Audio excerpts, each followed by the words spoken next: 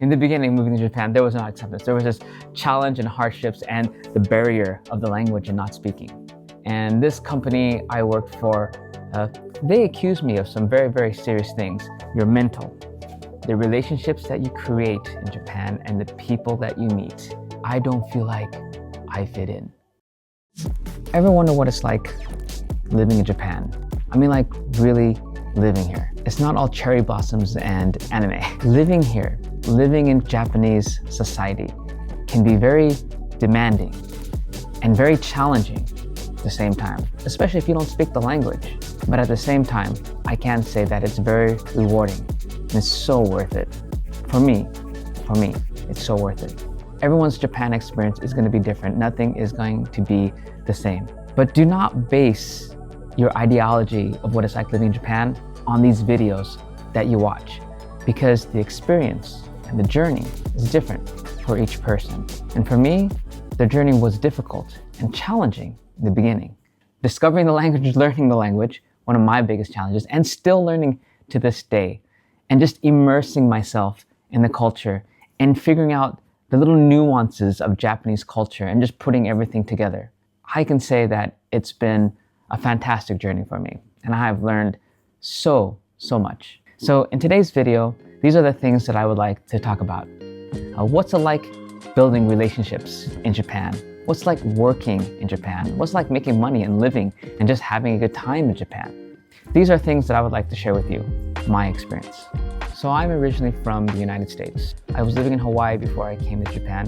And before Hawaii, I was living in Utah. I've grown up with prejudice. It's disgusting and it's ugly. And so when I lived in America, I didn't feel like I fit in. I had my good friends, I had my family, they're great. But honestly, living in America, growing up in America, going through the whole grind in America, I wasn't happy there. Because moving to Japan opened up a whole new world to me.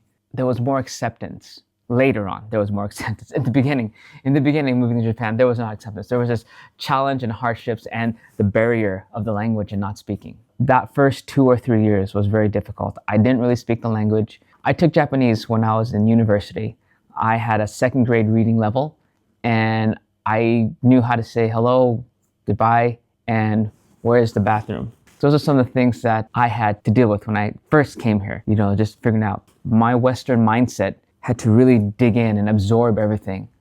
But then over time, learning the language, making friends, working, I found a place for myself here in Japan.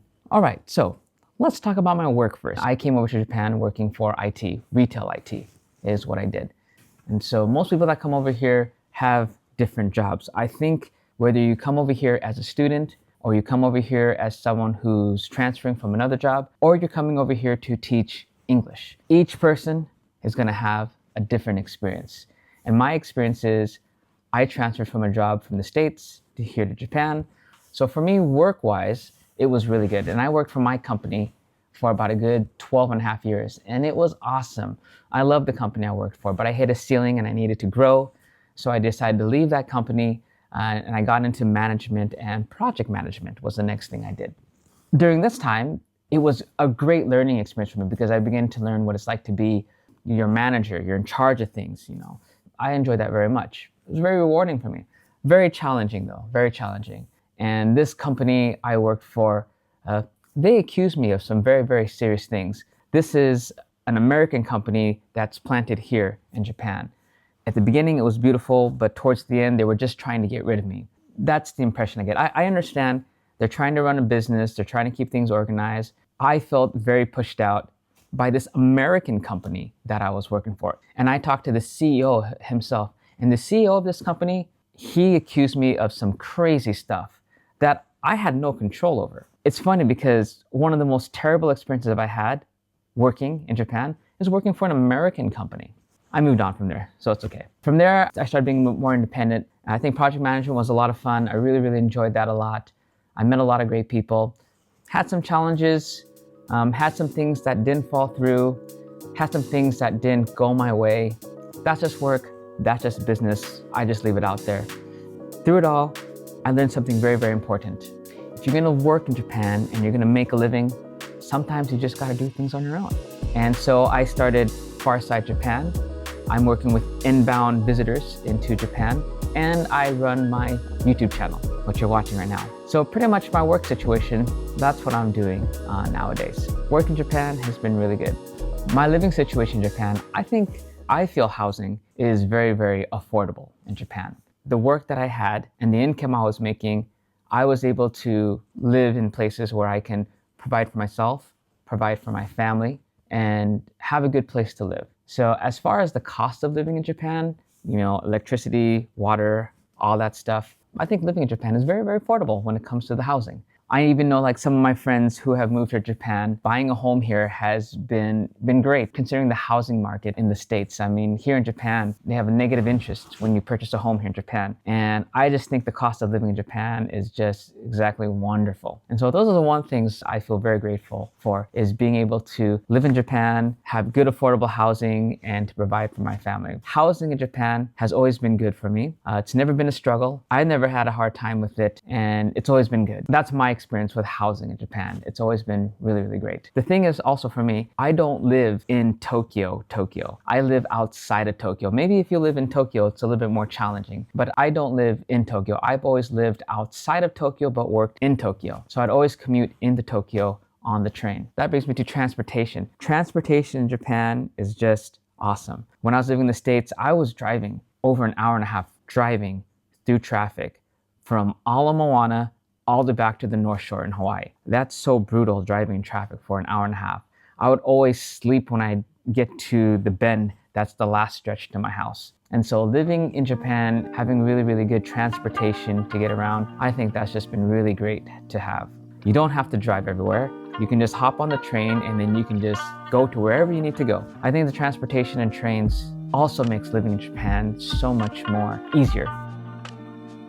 Affordable housing has been good for me. Transportation has been awesome. And the work situation for me, not perfect, but has been good. And now, the big one, your mental. I've watched several videos about people and their own experience living in Japan. And what I'm always hearing is that Japanese people are uninviting. Japanese people are cold. Out of everything I've heard, it always comes down to this: I don't feel like I fit in. It's natural to feel that way when you move to Japan. You don't fit in. I still don't fit in to this day. I don't fit in. But don't make that be the deal breaker. Maybe for some it is, but for me that's not a deal breaker. I didn't feel acceptance when I lived in the States. I always felt like I was outside looking in. Maybe that's just something I just have to deal with for the rest of my life, outside looking in. But you know what? It's not what needs to change around me. It's what needs to change within me so I can be strong enough to confront and face that and live through it. Yeah, the first couple of years, I have experienced prejudice in Japan. I say I'm American, but I don't look American. I don't have the blonde hair, the blue eyes, and I'm not tall or anything like that. So I have experienced prejudice in that way in Japan. But it's nothing compared to the prejudice that I felt in America. The relationships that you create in Japan and the people that you meet. I've had friendships come and go, foreigners and Japanese alike. When it comes to relationships with people, you just need a small network of people that you can rely on and trust. I can count them on my hand. I have communities I'm a part of. Now, that's how I build my relationships. I'm part of this airsoft community where we go play airsoft every month. And there's Japanese and foreigners alike that are in this group. And we all get along great. I don't need to go hang out with my buddies every single weekend. All I need is my family, and I'm happy with that. And when I have time, spend it with my friends. I guess in that way, I've found my acceptance in my circle of friends in Japan. And my circle of friends in Japan are Japanese people, and also foreigners and Japanese. So I have a mix of both in my community. And I think it's important that when you're making friends and you're building relationships in Japan, that you have a good mix of both. Do know that Japanese people, it could be challenging to make friends with them, but it's the language. The way two Japanese people will communicate with each other is not the same as a Japanese person and a person who speaks fluent Japanese communicating with each other. It's just different. It's the same thing like if I'm talking to another American, and then I have a friend who's Japanese who's in there, who understands English also, But you know what? Even though my friend who's Japanese can speak English, understands English completely, they will still not feel that deep connection that me and my American friend will feel. This is different. Maybe it's different for you, but that's just how I feel. At the end of the day, are there good friends that I've had and then suddenly I haven't heard from them?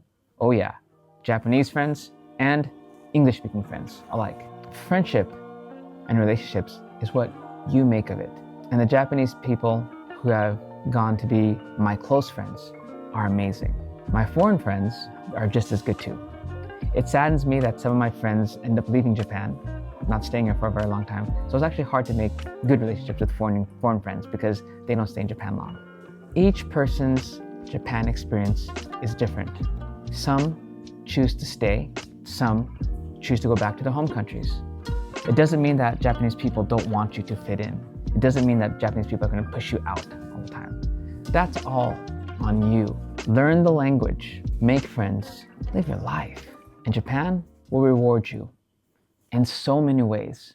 Japan has been so good to me, despite all the challenges that I've dealt with. I think I've said enough. That is my Japan experience. So if you're planning on moving to Japan and you're not sure, let me tell you this. Come live in Japan.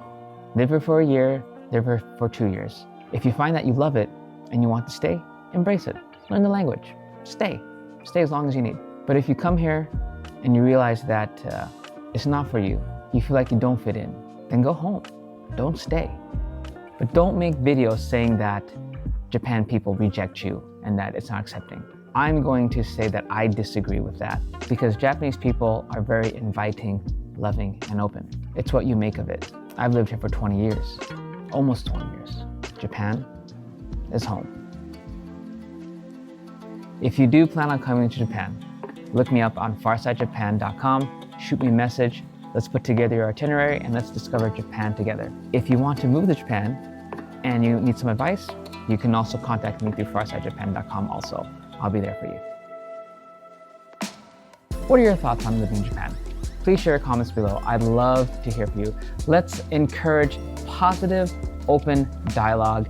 Make no judgment. If you found this video very useful and you've watched it to the end, please hit that like button and do subscribe to the channel if you want to learn more about Japan and discovering Japan. I hope you enjoyed this video. And if you want to watch more videos on Japan, you can watch more videos here. And with that, I'll see you on the next round.